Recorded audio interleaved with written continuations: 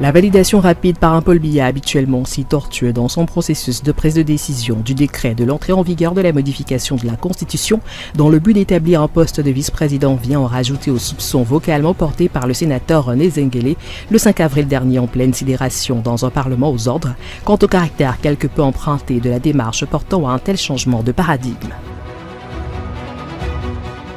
Quand les dirigeants empiètent sur les activités du peuple, ça pose problème.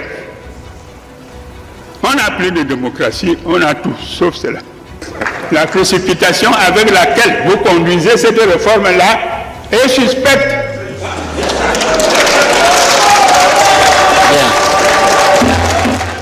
Parole d'un sénateur de grand âge pour essayer d'interroger l'affichage soudain d'un président pourtant jamais pressé de se bouger sur les questions qui engagent au devenir de son pays, mais qui sur ce coup semble vouloir retrouver la vigueur administrative de ses 30 ans.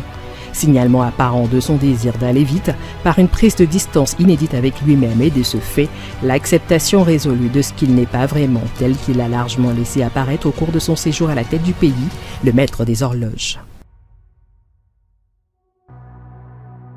Un temps dès lors venu pour l'action, pour la prise de décision, dans cette vie que menace le vide sidéral d'années de procrastination mais aussi d'illisibilité sur le temps qui vient.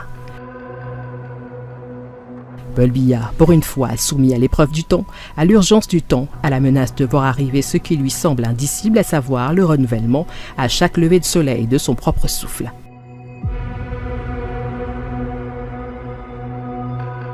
Se pose alors la question de savoir par quelle mécanique il lui sera possible, une fois le pape retourné à Rome, de prendre la main sur son pouvoir et de décider du choix de celui qui l'accompagne parmi les 5 figures que beaucoup établissent comme favorites pour le poste.